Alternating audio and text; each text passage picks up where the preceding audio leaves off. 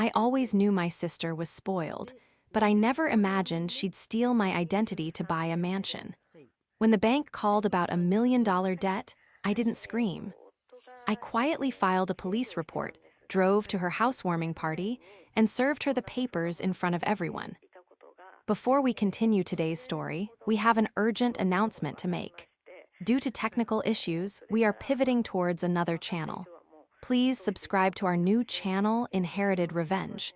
You can find the link in the video description, the pinned comment, and the collaboration tag on this video. Make sure to switch over now so you don't miss out. Thank you for your support. Now back to the story. The call came on a Tuesday evening, the kind of gray, drizzling Tuesday that feels like it has lasted for 48 hours instead of 12.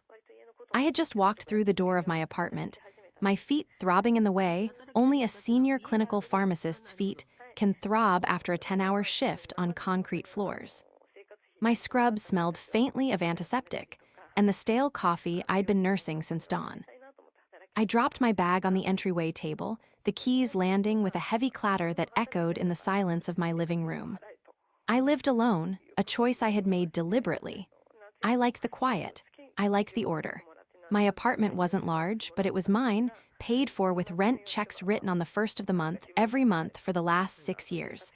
I was safe here, or at least I thought I was. I was halfway to the kitchen, dreaming of a glass of water and 10 minutes of silence, when my phone buzzed in my pocket. I almost ignored it. The screen displayed a toll-free number I didn't recognize, the kind usually attached to telemarketers or political surveys. But something in my gut, a small, cold prickle of instinct honed by years of double-checking prescription dosages, made me stop. I slid my thumb across the screen. "Hello, this is Alina." "Good evening, Ms. Alina Vance," a man's voice said. It was professional, crisp, but laced with that specific tone of urgency that debt collectors use. "I'm calling from the Fraud and Risk Management Department at First National Trust regarding your mortgage." I blinked, my hand freezing on the handle of the refrigerator. "I'm sorry, you have the wrong person.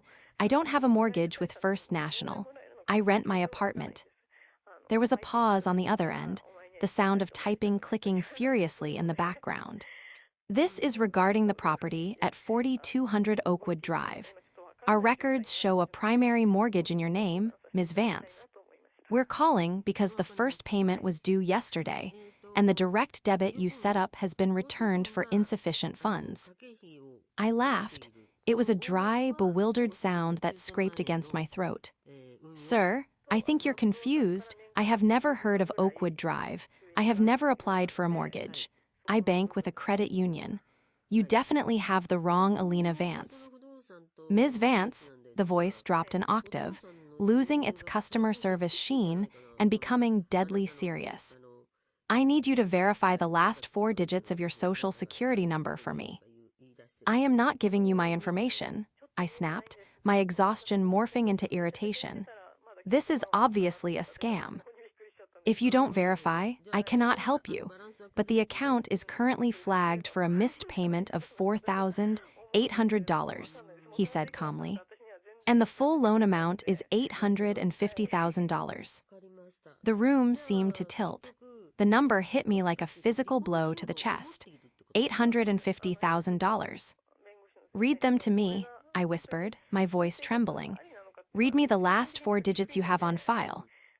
He did. He read 4 numbers, my 4 numbers. The phone slipped slightly in my sweaty palm. I grabbed the counter for support, my knuckles turning white. That is my social, but I didn't sign anything. I didn't buy a house. I've been at work all day. I've been at work for 10 years. The loan originated 45 days ago, Ms. Vance. The closing documents were signed in person. We have a notarized signature." "That's impossible," I breathed, my heart hammering against my ribs like a trapped bird. Who is the co-borrower?" "There is no co-borrower, ma'am. You are the sole proprietor on the deed." I slid down the front of the refrigerator until I hit the floor, the cold tile seeping through my scrubs. My mind was racing, trying to find a logical explanation, a computer glitch, a clerical error. but deep down, beneath the panic, a sickening realization was already taking root. I knew who wanted a house like that. I knew who had been talking about dream homes for months. The address, I managed to choke out. Say the address again. 4200 Oakwood Drive. I didn't need to write it down. I knew that street. It was the exclusive new development on the north side of town. The one my sister, Chloe, had driven me since just 3 weeks ago, pointing at a massive colonial-style house with a wraparound porch. "I'm moving in next month," she had squealed, clutching my arm. "Mark made it happen, Alina. He finally made it happen." I closed my eyes, and the darkness behind my eyelids swirled with red. The nausea was immediate and overwhelming. It wasn't a stranger. It wasn't a hacker in a basement halfway across the world. The betrayal was worse than the diagnosis of a terminal illness. It was a rot that had come from inside my own bloodline. The next hour was a blur of bureaucratic nightmare. I stayed on the phone with the fraud agent. His name was David, and he was surprisingly gentle once he realized I was hyperventilating for 45 minutes. I had to answer security questions that only I should know. The make of my first car, the street I grew up on, the name of my elementary school. "Okay, Ms. Vance," David said, his voice sounding tinny through the speaker. "I've flagged the account as disputed, but because the documents appear legal and notarized, this isn't going to be a simple fix. You need to file a police report immediately. Tonight, we need a case number to pause the collections process." "I understand," I said, my voice sounding hollow, like it was coming from someone else standing across the room. "And Ms. Vance," David added, hesitating slightly, "if you know who might have done this, you need to be prepared. Identity theft of this magnitude usually involves someone with access to your physical documents." I hung up and sat in the dark kitchen. The hum of the refrigerator was the only sound in the apartment. I felt cold, a deep, shivering cold that had nothing to do with the temperature. I pulled up the map on my phone and typed in 4200 Oakwood Drive. There it was, a Zillow listing marked sold. The photos were professional, glossy. Hardwood floors, a chef's kitchen with a marble island, a master bath that looked like a spa. It was beautiful.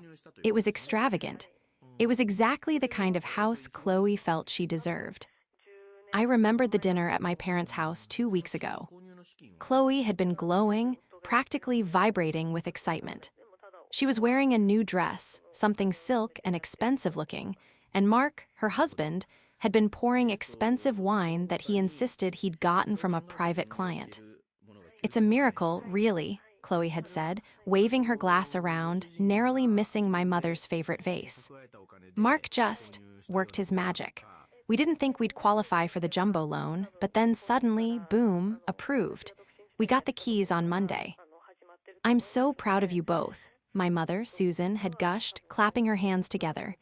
"You've worked so hard for this." I had sat there, eating my roast chicken, feeling a twinge of envy, but mostly relief. Chloe had been struggling financially for years, or rather, struggling to maintain a lifestyle she couldn't afford. I was just glad she wouldn't be asking me for rent money again. "It's all about leverage," Mark had said, winking at me from across the table. "Right, Alina, you have to know how to use your assets." I hadn't thought anything of it at the time. Mark was always saying vague, pseudo-business nonsense like that. He worked in mortgage brokering, a job he described as helping people realize their dreams, but which mostly seemed to involve him wearing shiny suits and talking loudly on his Bluetooth earpiece. Now, sitting on my kitchen floor, that wink felt like a knife twisting in my gut. Leverage. I stood up, my legs shaky, and walked to the small filing cabinet in my bedroom closet. I kept everything there. Tax returns, birth certificate, passport. I was meticulous. I was the responsible one. I unlocked the drawer. Everything looked normal. My folders were color-coded and labeled. But as I flipped through the personal identity folder, I noticed something subtle. The edges of my social security card were slightly misaligned in the plastic sleeve, and the photocopy of my driver's license. The one I kept for emergencies was on top of my birth certificate, not behind it where I always filed it. Someone had been here. I cast my mind back. When could they have gotten in? 3 months ago, the weekend I went to the pharmaceutical conference in Chicago. I had asked my mother to come over and feed my cat, Whiskers, but Mom had come down with the flu the day I left. "Don't worry, sweetie," Mom had texted me. "Chloe said she'd swing by and take care of Whiskers. She has a key, right?" I had hesitated then. Chloe was irresponsible. She'd probably forget to scoop the litter box, but I had no other choice. "Yes," I had replied. "Please remind her to lock the deadbolt."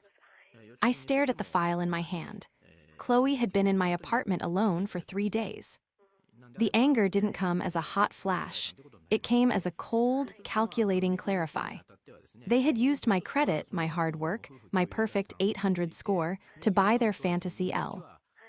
Ife, they thought I was just the quiet, boring sister who would never notice, or maybe they thought that even if I did, I'd be too afraid of upsetting our parents to do anything about it. They counted on my passivity. They counted on my love for the family. But they had forgotten one crucial thing. I am a pharmacist. I deal in precision. I deal in toxicity. And I know exactly what happens when you introduce a poison into a system.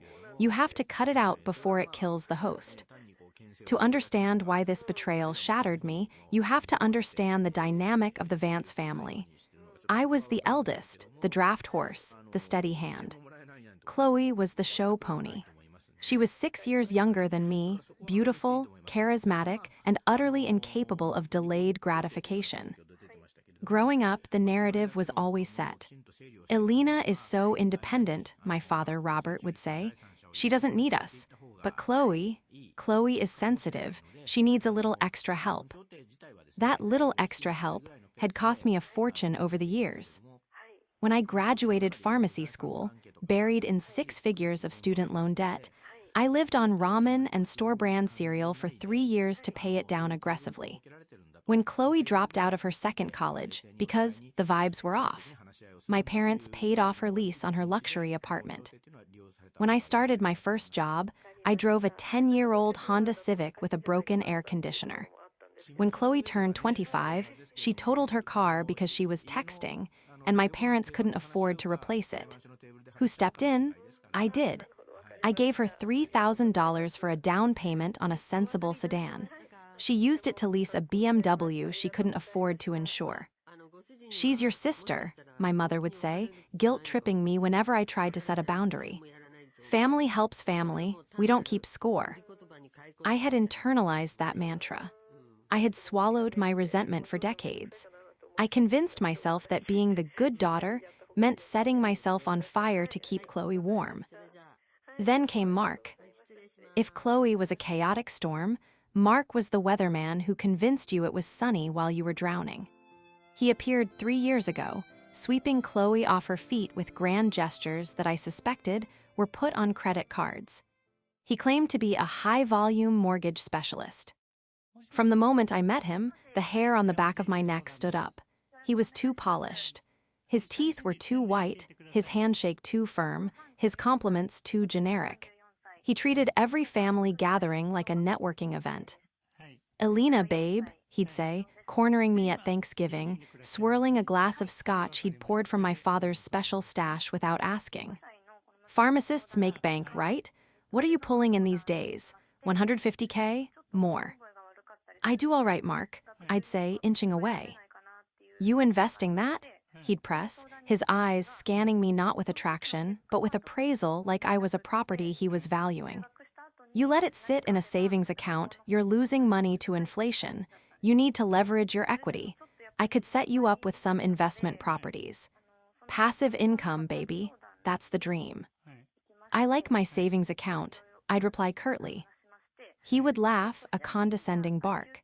"Scared money don't make money, Elena. You play it too safe. You gotta take risks to live the high life." I realized now that he had been studying me. He wasn't just making small talk, he was prospecting.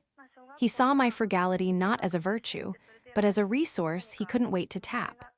He saw my clean credit history not as the result of my discipline, but as a blank canvas for his masterpiece of fraud. He knew the systems. That was the most terrifying part. Mark knew exactly what the underwriters needed to see. He knew which documents could be photocopied and which needed a wet signature and how to forge the latter. He knew that if he kept the payments current for a few months, the bank wouldn't look too closely at the initial application. He just hadn't planned on running out of cash so quickly, or maybe he just didn't care. I looked at the clock on the microwave. It was 9:45 p.m. The police station was open 24 hours.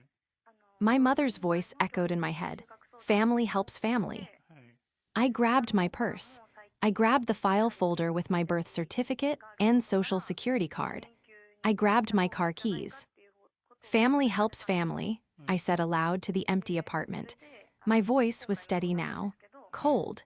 And I'm going to help Chloe learn the most expensive lesson of her life. I walked out the door and locked it behind me. The fluorescent lights of the 12th precinct hummed with a low, headache-inducing buzz that seemed to vibrate right through my skull. It was nearly midnight. I sat on a hard plastic chair that was bolted to the floor, clutching my file folder like a shield. Across from me, Officer Miller, a man with tired eyes and a formidable mustache, was typing slowly on a keyboard that looked like it had survived the 90s. So let me get this straight, Ms. Vance, he said, pausing to take a sip from a styrofoam cup. You're saying you have no knowledge of this property purchase? You weren't present at the closing. No, I said, my voice steady despite the tremor in my hands. I was at a pharmaceutical conference in Chicago on the date the documents were allegedly signed. I have my flight records, my hotel receipt, and a time-stamped badge log from the convention center. He raised an eyebrow, finally looking up from the screen. That's good. That's very good. Usually these cases are a he said, she said mess, but physical impossibility, that gives us teeth. I want to file a formal report for identity theft and mortgage fraud, I said clearly. And I need an identity theft affidavit. We can do that, Miller said. He leaned back, the chair creaking under his weight. But you need to be aware of what this starts. Once I file this, it's a criminal investigation. If this traces back to a family member, which in 90% of these cases it does, the DA picks it up. You can't just drop charges later because your mom calls crying. This is a felony. We're talking federal prison time for wire fraud. I looked at the scuffed linoleum floor. I thought about Mark's smirk. I thought about Chloe's laugh as she drove that BMW I helped her get. I thought about the sheer entitlement required to steal nearly $1 million of my creditworthiness because they felt they deserved a castle they hadn't earned. I understand, I said, looking him dead in the eye. File it. The next morning, I didn't go to work. I called in sick, a first in 7 years, and drove straight to the glass-walled office of James Mercer. James and I had gone to high school together. He had been the quiet kid in the back of AP Calculus who always let me borrow his notes. Now, he was a forensic accountant who specialized in divorce and corporate embezzlement. I laid the police report and the printouts from the bank on his mahogany desk. James, I said, skipping the pleasantries, I need you to look at this. I need to know how they did it, and I need to know how deep the hole is. James adjusted his glasses, his expression shifting from welcoming to severe as he scanned the papers. He didn't speak for a long time, just flipping pages and making small humming noises. Finally, he stopped at the signature page of the mortgage deed. This is sloppy, he muttered. Look at the pen pressure, Alina. See these little dots at the start and end of the loops in your name. I leaned in. Yes. That's hesitation marks. Someone didn't sign this, they drew it. They likely traced a signature you'd given them previously. He looked up at me. Do you recognize the notary stamp? I squinted at the seal. Tanya R. Lewis, commission expires 2028. No, I said, I've never met a Tanya. James swiveled his chair to his computer and began typing furiously. Let's see. Tanya Lewis, Public Records. Here we go. Associated with Prestige Title Services. And who owns Prestige Title Services? He clicked a few more times. Ah, a shell company registered to an LLC in Delaware. He spun the screen around. But look at the registered agent address for the LLC. My stomach dropped. It was a PO box in a strip mall 3 blocks from Mark's old office. Mark, I whispered. Mark implies intent, James corrected. Mark implies conspiracy. He didn't just stumble into this. He set up a fake notary or paid one off to validate a forged signature. This isn't just fraud, Alina. This is racketeering. But here is the scarier part. He pulled up my credit report on a second monitor. It was a sea of red flags I hadn't seen because I had frozen my credit after the call, not before. They didn't just buy the house, James said softly. 3 days after closing, an application was submitted for a home equity line of credit, a HELOC against the property, for $200,000. They're trying to cash out the equity, I asked, horrified. They're trying to strip the asset, James said. They used your credit to buy the house, and now they are using the house to get cash. If that HELOC goes through, they walk away with $200,000 in cash, and you're left with $1 million in debt on a house that's now underwater. Can we stop it? The police report freezes everything, James said. But we need to be smart. If you tip your hand too early, Mark might destroy the evidence of the notary fraud. He might shred the physical files. You need to get him to admit to the existence of the loan in front of witnesses before he knows you've gone to the cops. I nodded slowly, a plan forming in my mind. I can do that. I know exactly when to do that. The invitation came via group text, complete with confetti emojis. Chloe, dinner at the new place tonight. Mom and Dad are bringing lasagna. Alina, you have to come see it. It's finally ready. 7 p.m., don't be late. Sparkles. I stared at the SC. Rien for a long time. The audacity was breathtaking. They were inviting me to dinner in a house legally owned by me, bought with my stolen identity, to celebrate their achievement. Okay, I typed back. I'll be there. I didn't dress up. I wore jeans and a simple sweater. I wanted to look small. I wanted to look like the Alina they thought they knew, the pushover, the quiet one, the observer. When I pulled up to 4200 Oakwood Drive, my breath caught in my throat. It was obscene. A sprawling, white brick monstrosity with pillars in the front and a fountain in the driveway. Mark's leased Mercedes was parked prominently in the center, and my parents' sensible sedan was off to the side. Chloe opened the door before I even knocked. She looked radiant, wearing a designer dress that probably cost more than my first car. Alina, she squealed, pulling me into a hug that smelled of expensive perfume and deception. Oh my God, can you believe it? Come in, come in. You have to take your shoes off, though. The floors are imported Italian marble. I took off my boots, feeling the cold, hard stone beneath my socks. It's impressive, Chloe. Isn't it? Mark appeared from the hallway, holding a glass of scotch. He looked flushed, triumphant. Welcome to the manor, Alina. Not bad for a couple of kids from the block, huh? Not bad, I echoed. The tour was agonizing. They showed me the theater room, the wine cellar, the master suite with the balcony. My parents were trailing behind us, oohing and awing, my mother occasionally touching a curtain or a vase with reverence. I'm just so proud, my dad said, clapping Mark on the back. You promised you'd take care of my girl, Mark, and you delivered. We sat down for dinner in a dining room that felt like a museum exhibit. The lasagna was good, but it tasted like ash in my mouth. I waited until Mark was pouring the second bottle of wine. So, I said, my voice cutting through the chatter about window treatments. I got a weird phone call yesterday. The silence that followed was fractional, but I saw Mark's hand jerk slightly as he set the bottle down. Chloe froze, her fork halfway to her mouth. Oh, Mark said, his voice a little too loud. Who from? Telemarketers are getting aggressive these days. It was from First National Trust, I said, watching him closely. They said I missed a mortgage payment. Mark laughed, but it was a brittle, cracking sound. That's ridiculous. You rent, Alina. Probably just a phishing scam. You didn't give them any info, did you? Actually, I said, leaning forward, they had my social security number. And they said the mortgage was for this address. 4200 Oakwood Drive. The air left the room. My mother looked between us, confused. What? That doesn't make sense. Mark and Chloe bought this house. That's what I told them, I said, locking eyes with my sister. Chloe looked terrified, her eyes darting to Mark for cues.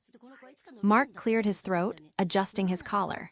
The sweat was starting to bead on his forehead. Okay, look, Alina, it's a funny story, actually. There was a complication with my debt-to-income ratio because of the business expansion. The broker suggested we needed a guarantor with a strong W-2 history to get the prime rate. A guarantor, I asked, or a borrower? It's just a formality. Mark waved his hand dismissively. We put you down as a non-occupant co-borrower just to push the paperwork through. It doesn't affect you at all. I pay the mortgage. You just helped us get the keys. I meant to tell you, but we were going to refinance in 6 months and take your name off anyway. No harm, no foul. You used my social security number, I said, my voice rising. You forged my signature. We didn't forge it, Chloe piped up, her voice shrill. Mark just signed it for you because you were in Chicago. We knew you'd say yes. You're my sister. You'd want us to have this house.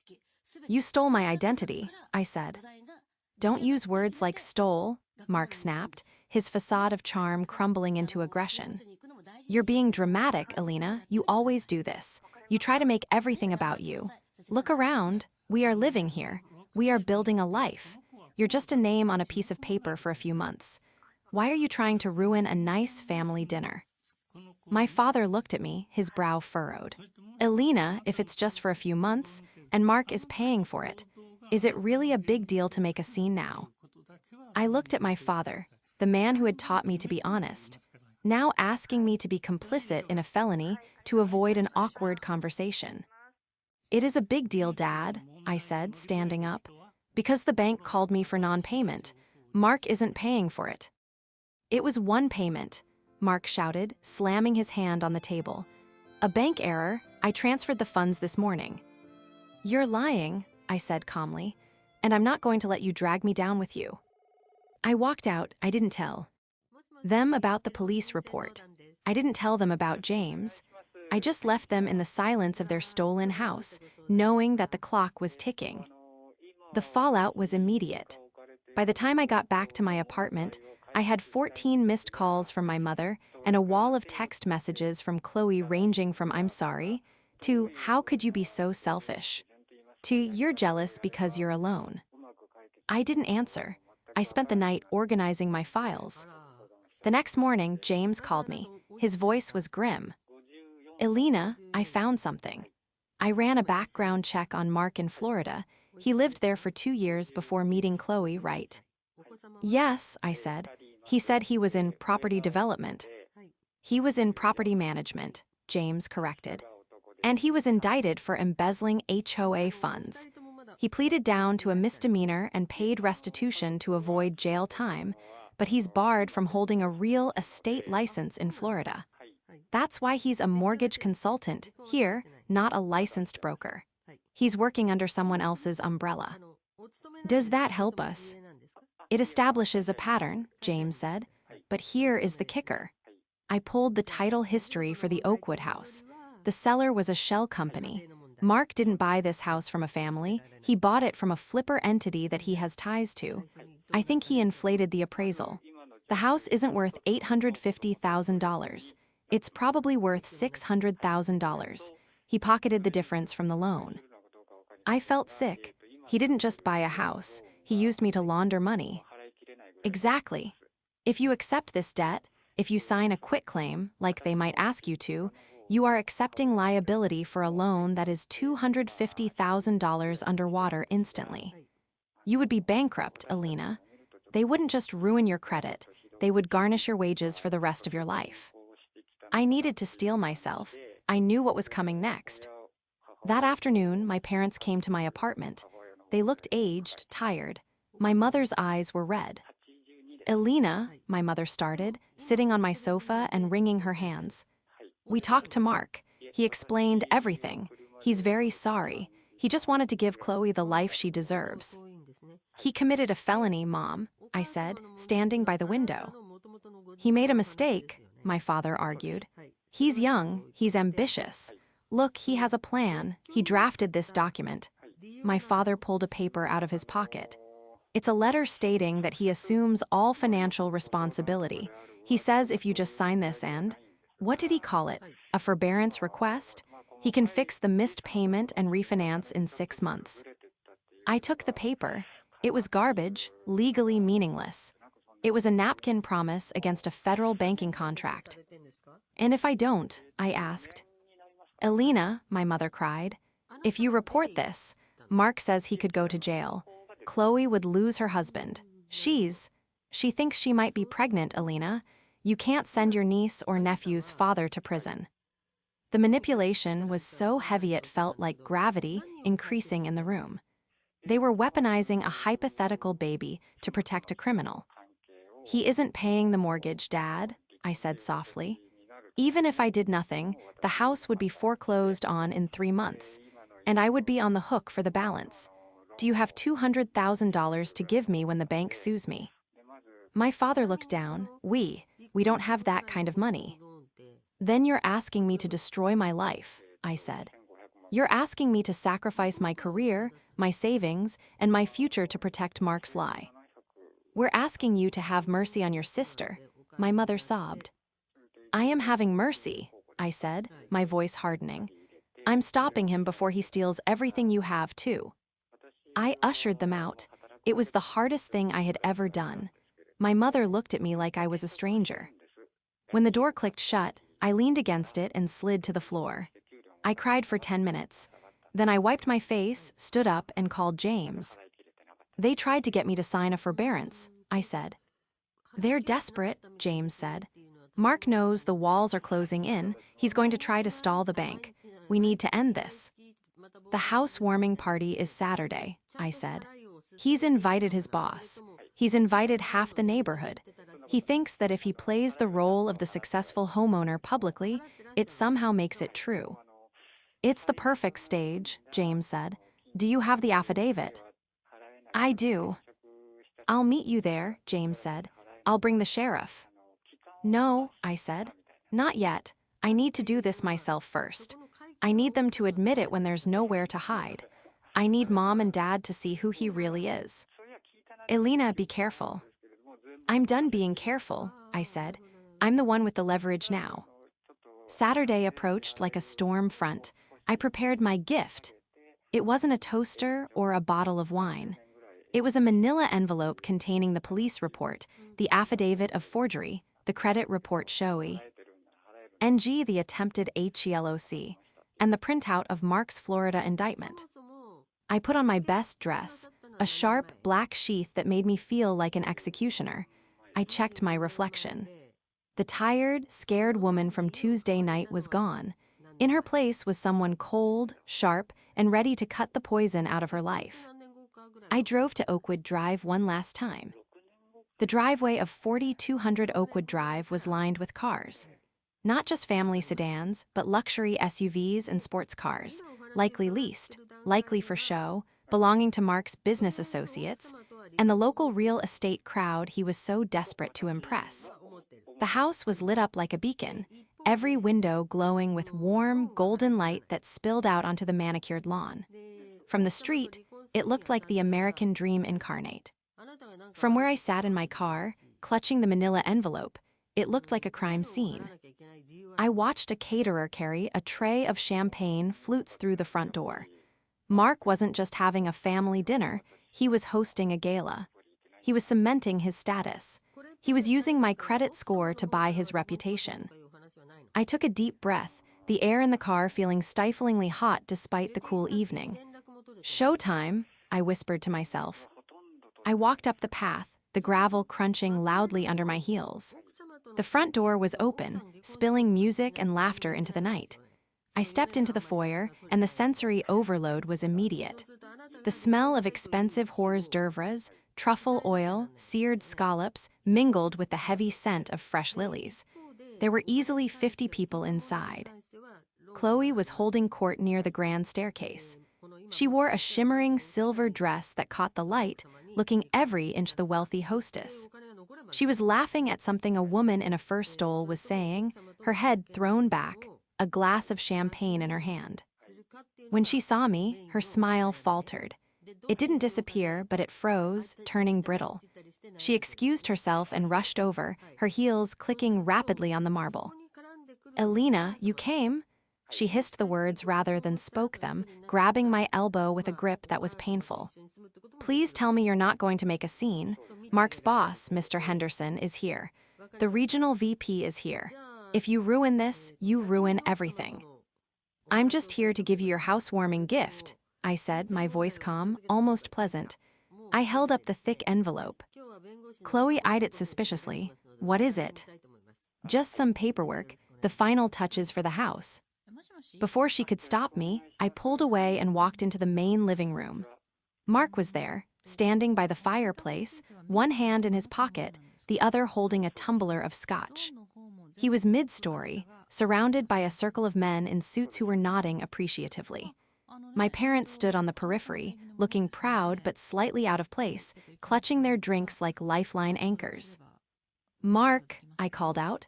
My voice wasn't loud, but it had a projection to it, a clarity honed by years of giving instructions across a busy pharmacy counter. It cut through the ambient chatter. Mark turned. His eyes widened when he saw me, a flicker of genuine panic crossing his face before he masked it with a wide, fake grin. "Elena, the sister-in-law of the year, wonderful of you to make it." He opened his arms as if to hug me. I didn't move. I stayed in the center of the room, creating a void around me as people sensed the shift in tension. The music seemed to dip. Conversations nearby trailed off. "I brought you something," I said, holding out the envelope. "For the house." "Oh, you shouldn't have," Mark said, laughing nervously. "We can open gifts later. Let's get you a drink." "I think you should open it now," I said. "It's relevant to the mortgage." The word mortgage hung in the air. In polite society, at a party like this, you don't talk about debt. You talk about architecture, or neighborhoods, or interest rates in the abstract. You don't talk about the loan itself. Mark's smile vanished. He stepped forward, lowering his voice. "Elena, don't do this." "Do what, Mark?" I asked, raising my voice slightly so the circle around him could hear. "I'm just clarifying the ownership, since I received the foreclosure notice on Tuesday." A gasp rippled through the small group. Mr. Henderson, a gray-haired man with a stern face, looked from Mark to me. "Foreclosure? Mark, what is she talking about? You said this was a cash-heavy deal." "It's a misunderstanding," Mark said quickly, sweat visibly breaking out on his upper lip. "My sister-in-law is confused. She's been under a lot of stress lately." "I'm not confused," I said. "I'm the borrower, according to the bank anyway." I opened the envelope. I didn't hand it to Mark. I handed the first document to my father. "Dad," I said, "read the top line. Who is the primary borrower on the deed to this house?" My father's hands shook as he took the paper. He squinted at it, his face paling. "Ale. Na Vance," he whispered, "sole proprietor." "And the signature?" I asked. "It looks like yours," my mother said, peering over his shoulder. "But it's wobbly." "That's because it's a forgery," I said, turning back to Mark. "Just like the notary stamp from the shell company you used. Prestige Title Services. That's you, isn't it, Mark?" Mark lunged for the papers, but I stepped back. "I wouldn't," I warned. "That's a copy. The police have the original." The room went dead silent. The festive atmosphere evaporated, replaced by the cold, hard reality of exposure. "You went to the cops," Chloe shrieked from the hallway, running into the room. "Elena, how could you?" "How could I?" I spun on her. "You stole my identity, Chloe. You took out an $850,000 loan in my name." "We were going to pay it back," Chloe screamed, tears streaming down her face, ruining her makeup. We just needed a start. Why can't you just let us have this? You have everything. You have a career, you have savings. I have those things because I work for them, I shouted back, finally losing my cool. I didn't steal them from you. I turned to the crowd, to the neighbors, the bosses, the investors. But that's not even the worst part, I said, my voice shaking with rage. I pulled out the second document, the credit report. Tell them about the HELOC, Mark. Tell your boss how you applied for a $200,000 line of credit against my equity 3 days after closing. Mr. Henderson stepped forward. His face was like granite. Mark, is this true? Did you leverage a property you don't legally own? Mark opened his mouth, but no sound came out. He looked like a cornered animal.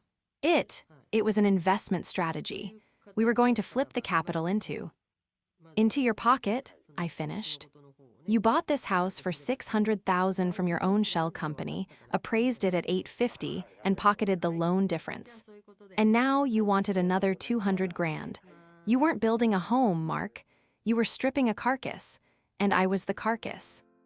My mother let out a low, keen sound and sank onto the sofa. My father looked at Mark with a mixture of horror and betrayal I had never seen before. I trusted you, my father whispered. I vouched for you. I did it for us, Mark yelled, his facade finally shattering into ugly, red-faced entitlement. I did it because nobody in this family has any ambition. You all sit around counting pennies while the world is there for the taking. I was making moves. You were committing wire fraud, a deep voice said from the doorway. Everyone turned. James stood there, flanked by 2 uniformed police officers. Mark specific, the officer said, stepping into the living room, his hand resting on his belt. We have a warrant for your arrest regarding identity theft, wire fraud, and forgery. Mark looked at the window, as if contemplating a run for it, but he was surrounded. He was in the middle of his dream house, surrounded by his dream guests, and his nightmare had just walked through the front door. You BTCH, Mark spat at me as the officer grabbed his wrist and spun him around. You jealous, lonely BTCH. Maybe, I said, watching as the handcuffs clicked shut. But I'm a solvent B*TCH, and this is my house. Get out. The party didn't so much end as it dissolved into chaos. Guests fled like rats from a sinking ship, muttering apologies and clutching their purses, eager to distance themselves from the scandal. Mr. Henderson stayed just long enough to tell the police he would fully cooperate with the investigation and to fire Mark on the spot, loudly and with great prejudice. I stood in the center of the living room as the police escorted Mark out. Chloe was hysterical, clinging to his arm until the officers gently but firmly peeled her off. She collapsed onto the marble floor, the imported Italian marble she was so proud of, sobbing into the cold stone. My parents sat on the sofa, looking like statues. They were in shock. The illusion they had maintained for years, that Chloe was thriving, that Mark was a savior, that we were a happy, successful family, had been violently dismantled in under 10 minutes. James walked over to me. You okay? I think so, I said, my adrenaline fading, leaving me feeling hollowed out. Is it over? The criminal part is just starting, James said.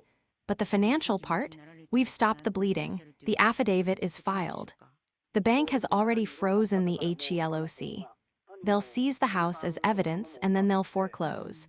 But since it's proven fraud, your credit will be scrubbed. It might take 6 months of paperwork, but you won't owe a dime. I nodded. I looked at the room one last time. The half-eaten appetizers, the abandoned wine glasses. It was a beautiful house. It was a shame it was built on quicksand. I walked over to Chloe. She didn't look up. Chloe, I said softly. Go away, she. PT into the floor. You ruined my life. He's going to jail. I have nowhere to go. Mark ruined your life, I corrected her. He used you just like he used me. If I hadn't stopped him, he would have drained the equity, taken the cash, and left you with nothing but debt and a foreclosure. He was never going to pay for this house, Chloe. He was robbing us. She looked up then, her mascara smeared, her eyes wild. He loved me. He loved your access, I said. And if you want to be angry at me for saving you from bankruptcy, that's your choice. But I'm done paying for your mistakes. I looked at my parents. I'm going home. Do not call me to bail him out. Do not call me to ask for a lawyer. If you give him 1 cent of your retirement money, you are on your own. My father nodded slowly. He looked 10 years older. We won't, he whispered. I'm sorry, Alina, we didn't see it. You didn't want to see it, I said. I turned and walked out of the front door, past the police cruisers, past the gawking neighbors, and into the cool night air. The legal fallout was brutal. Mark was denied bail due to his previous record and the flight risk implied by his offshore shell companies. The dream house was seized by the bank within weeks. It turned out the appraisal was indeed fraudulent. The house had severe foundation issues that Mark had papered over. It was worth half of what he claimed. Chloe moved back in with our parents. She didn't speak to me for 3 months. When she finally did, it was a short text. He pleaded guilty. 5 years. I didn't reply. I didn't feel triumph. I just felt relief. I spent the next year rebuilding. I worked with James to meticulously scrub my credit report. I put extra shifts in at the pharmacy. I started going to therapy to unlearn the decades of conditioning that told me I existed to serve my family. 6 months after the party, I bought a house. It wasn't a mansion. It was a small 2-bedroom cottage with a garden and a porch that needed painting. It was in a quiet neighborhood. The mortgage was modest. The down payment came from my savings, every cent earned, taxed, and accounted for. On the day I got the keys, I sat on the floor of the empty living room. It smelled of dust and potential. It was small, it was humble. But when I signed the deed, my hand didn't shake. The signature was mine, the debt was mine, and the peace, that was mine too. I poured myself a glass of cheap wine and toasted the empty room. To solvency, I said aloud. And for the first time in my life, I felt truly, completely home.